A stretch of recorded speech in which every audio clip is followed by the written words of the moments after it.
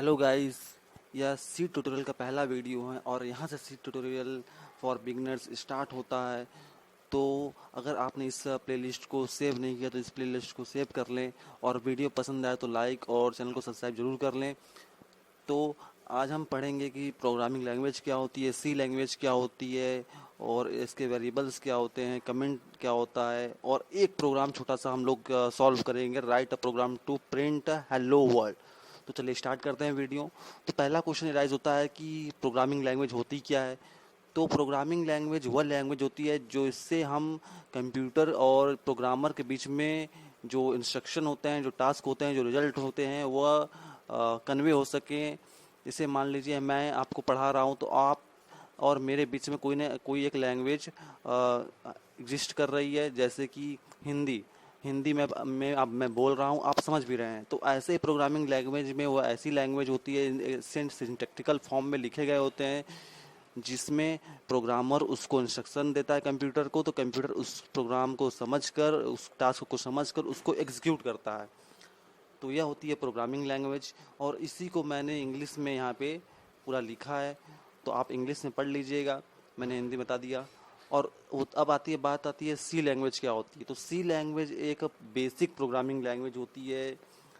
इस सी लैंग्वेज अभी तक मार्केट में इसकी पॉपुलैरिटी अभी तक बहुत पुरानी लैंग्वेज है, 1972 में यह इन्वेंट हुई थी, लेकिन अभी तक इसकी जो पॉपुलैरिटी है वो बनी हुई है। और बाकी सब लैंग्वेज, कितनी सारी लैंग्वेज आके चली भी गई, लेकिन ये सी लैंग्वेज अभी तक इसकी पॉपुलैरिटी और इसके जो क्वेश्चन होते हैं इंटरव्यू में, एग्ज़ाम में और पूछ लिए जाते हैं। अगर आप जॉब इंटरव्यू में जाएंगे तो सी लैंग्वेज के बेसिक क्वेश्चन भी उस इंटरव्यू में आपसे पूछे जा सकते हैं। तो आप समझ गए होंगे कि आपको सी लैंग्वेज पढ़ना कितना इम्पोर्टेंट है।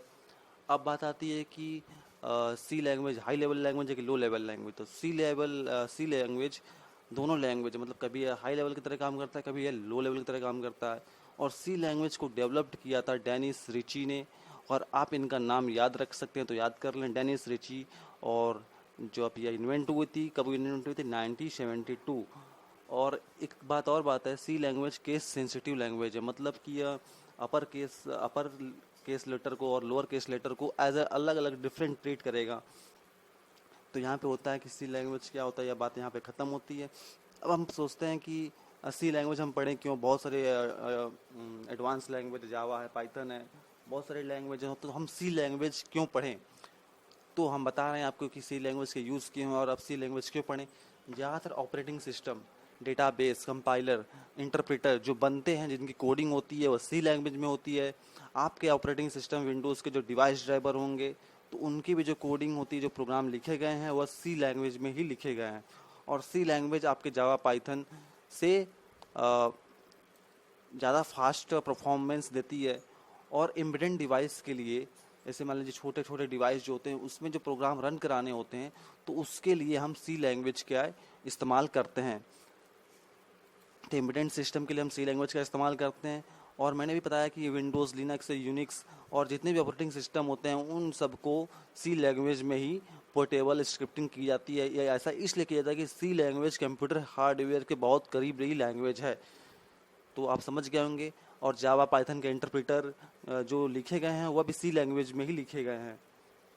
तो आप समझ गए होंगे कि सी लैंग्वेज को पढ़ना क्यों इम्पोर्टेंट है। अब बात आती है कि वेरिएबल्स क्या होते हैं सी लैंग्वेज में। तो वेरिएबल्स वह होता है जो किसी नेम से एक मेमोरी लोकेशन को असाइन किया जाता है। जैसे यहाँ पे INT A है, तो INT A एक नेम है जिससे इसकी मेमोरी लोकेशन असाइन हो गई है। वहाँ पे एक एज अ कंटेनर, इंटीजर के लिए एक कंटेनर बन गया है। ये एज नेम है जो एक मेमोरी लोकेशन को रिजर्व कर लिया है, और वहाँ पे वह इंटीजर वैल्यू को केवल रखेगा। वह INT टाइप का वेरिएबल्स है तो केवल INT इंटीजर वैल्यू को ही रखेगा।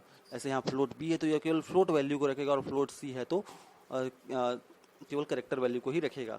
तो आप समझ गए होंगे कि वेरिएबल इस कंटेनर है जो वैल्यूज़ को स्टोर करता है, और जिस डेटा टाइप्स की वैल्यू हम डिक्लेयर किए गई होंगी, उसी टाइप्स की वैल्यूज़ को वह स्टोर भी करेगा।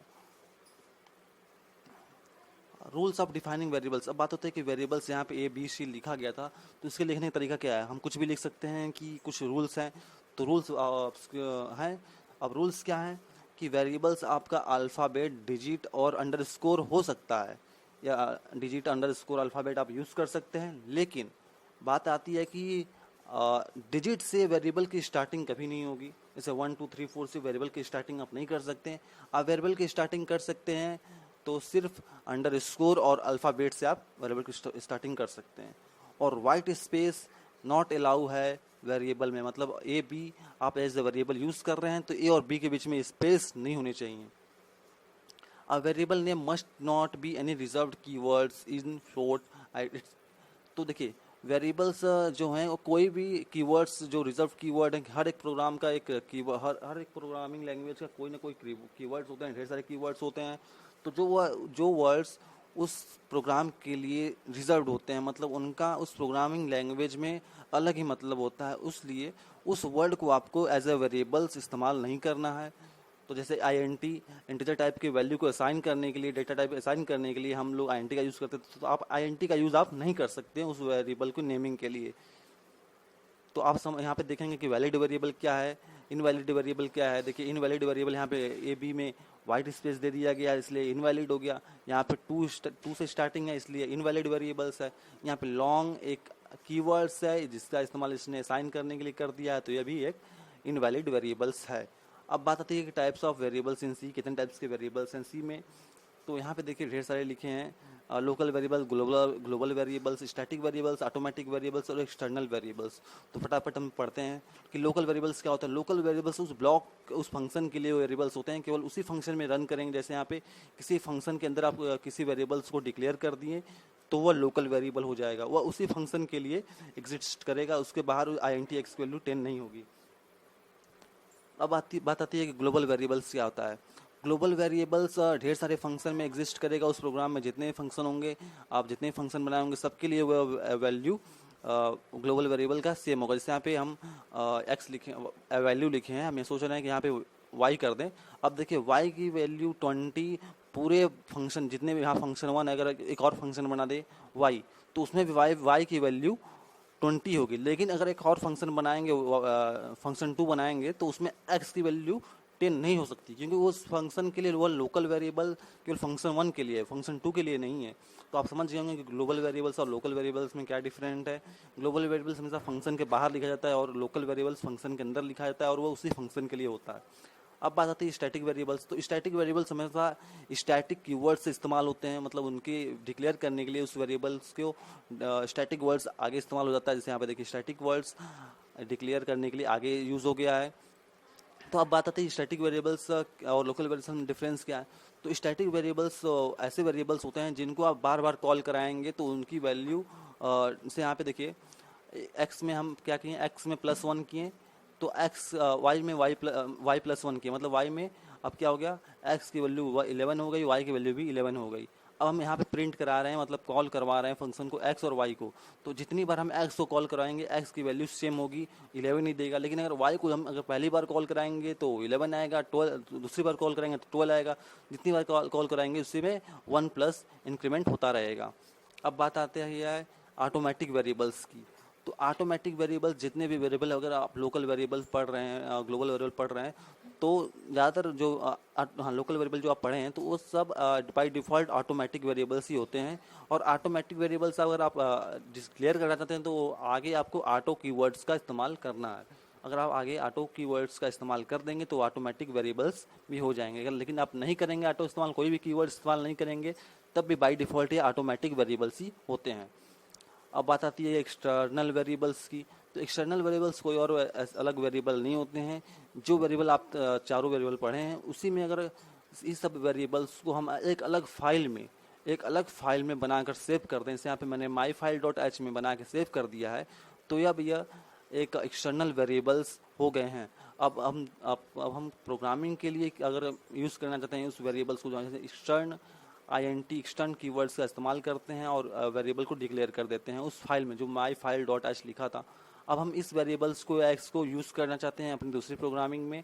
अब हम क्या करेंगे, अगर मेरी program.1 की फाइल है, program.1.c की फाइल है, तो अब हम इसको इस वेरिएबल्स को यूज़ करना है, तो हम क्या करेंगे, हैज़ इंक्लूड फाइल myfile.h, मतलब इस फाइल myfile.header फाइल को मुझे इंक्लूड करना होगा।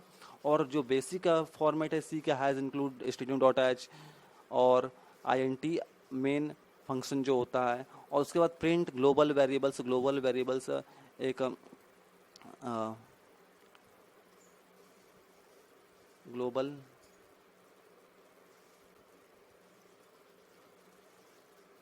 Global variables. तो यहाँ पे देखिए x को कॉल किया जाए तो x की वैल्यू क्या आएगी, 10 आएगी। वहाँ आई किस फाइल से, अलग फाइल, जो फाइल पहले से सेव थे वहाँ से आई है।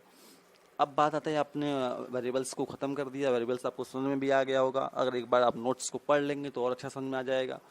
अब बात आता है कीवर्ड्स। तो कीवर्ड्स क्या होते हैं, जो मैंने बोला कि जो कि वर्ड्स जो रिजर्व होते हैं प्रोग्रामिंग लैंग्वेज के लिए, उनका अलग ही मतलब होता है उस प्रोग्राम के लिए, तो वह वर्ड्स कीवर्ड्स होते हैं। जैसे यहाँ पे सी लैंग्वेज में 32 कीवर्ड्स हैं जो कि रिजर्व्ड हैं सी लैंग्वेज के लिए। अब वह हैं क्या, ऑटो, ब्रेक, केस, जार, ये सब कीवर्ड्स हैं जिनका इस्तेमाल आप प्रोग्रामिंग जब कोडिंग करेंगे तो यूज़ करेंगे। तो या आप देख लीजिएगा कीवर्ड्स क्या होते हैं। कमेंट इन सी, तो कमेंट क्या होता है सी में, सी लैंग्वेज में कमेंट कैसे किए जाते हैं। तो कमेंट वह लाइन होती है जिसको कंपाइल करते समय उसको लाइन को स्किप कर जाता है, मतलब उसको प्रोग्राम में नहीं लेता है, उस लाइन को वो छोड़ देता है। वो आप कमेंट लिखते कैसे हैं, और वह एरर भी शो नहीं करेगा। अगर आप कमेंट लिखेंगे तो उस प्रोग्राम में कोई एरर नहीं आते हैं, क्योंकि वह उस लाइन को ही स्किप कर देगा। अब दो तरह की कमेंट लाइन लिख सकते हैं आप, सिंगल लाइन कमेंट और मल्टी लाइन कमेंट। तो सिंगल लाइन कमेंट के लिए आप फॉरवर्ड डबल स्लैश लगा देंगे तो सिंगल लाइन कमेंट हो जाता है, और मल्टी लाइन कमेंट के लिए आपको फॉरवर्ड स्लैश स्टार और स्टार फॉरवर्ड स्लैश के बीच में जितने भी वर्ड्स लिखेंगे वो मल्टी लाइन कमेंट के लिए यूज़ होंगे। अब एक प्रोग्राम आता है, write a program to print hello words. तो चलिए स्टार्ट करते हैं प्रोग्राम। अपने विजुअल स्टूडियो कोड पर आज गए हम। अब यहाँ पे हम अपना प्रोग्राम लिखेंगे। देखिए मैंने पहले से ही प्रोग्राम लिख के रखा हुआ है, has include stdio.h int main. हमेशा मेन फंक्शन यहाँ पे यह है कि जब भी मेन फंक्शन से ही सी लैंग्वेज की जो प्रोग्रामिंग होती है वहाँ से ही कंपाइल करना स्टार्ट होती है। मेन फंक्शन से ही जितने भी मुझे प्रोग्राम लिखने हैं मैं मेन फंक्शन में ही लिखूंगा। तो आप बेसिक स्ट्रक्चर याद करिएगा, हैज़ इंक्लूड stdio.h और पहला फंक्शन बनेगा int मेन फंक्शन। और उसके बाद देखिए यहाँ पे मैंने कमेंट यूज़ किया है, multi line comment, forward slash star, this is our first program and use multi line comment. देखिए मैंने 2 लाइन में लिखा है और कमेंट को यहाँ क्लोज कर दिया है। और सिंगल लाइन कमेंट मैंने डबल फॉरवर्ड स्लैश लगा दिया, सिंगल लाइन कमेंट हो गया। अब मैंने एक उस क्वेश्चन क्या था, हेलो वर्ल्ड्स को प्रिंट कराना था। तो हेलो वर्ल्ड को प्रिंट कराना है तो यहाँ पे देखिए मैंने प्रिंट एफ लिखा। प्रिंट एफ जब भी हम लिखते हैं तो उसका मतलब होता है कि हम इस वैल्यू को प्रिंट कराना चाहते हैं, उसके अंदर जो कांस्टेंट 4 है उसको हम प्रिंट कराना चाहते हैं। तो अब देखिए मैंने यहाँ पे हेलो वर्ड्स को प्रिंट कराना था तो मैंने हेलो वर्ड्स लिखा। और यहाँ फॉरवर्ड स्लैश का मतलब है बैकवर्ड स्लैश का यहाँ मतलब है बैकवर्ड स्लैश एन। इसका मतलब है आपका कि नेक्स्ट लाइन, मतलब कि हेलो वर्ल्ड के बाद एक अलग लाइन में प्रोग्राम लिखा, नेक्स्ट मतलब लाइन चेंज हो जाएगा। अब देखिए होता कैसे है, यहाँ पे मैंने रिटर्न 0 भी लिख दिया। उसके बाद मैंने प्रोग्राम को कोड को रन कराया।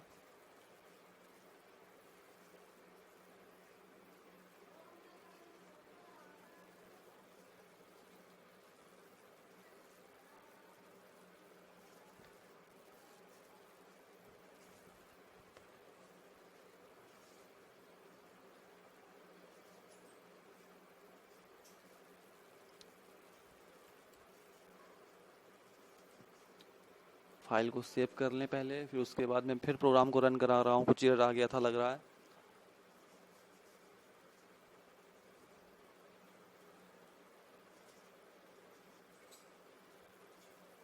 देखिए मेरा प्रोग्राम टर्मिनल में रन कर रहा है और देखिए ये हेलो वर्ड आ गया। अब देखिए अगर मैं स्लैश एन के बाद कुछ भी लिखूं, मान लीजिए हेलो वर्ड्स आई एम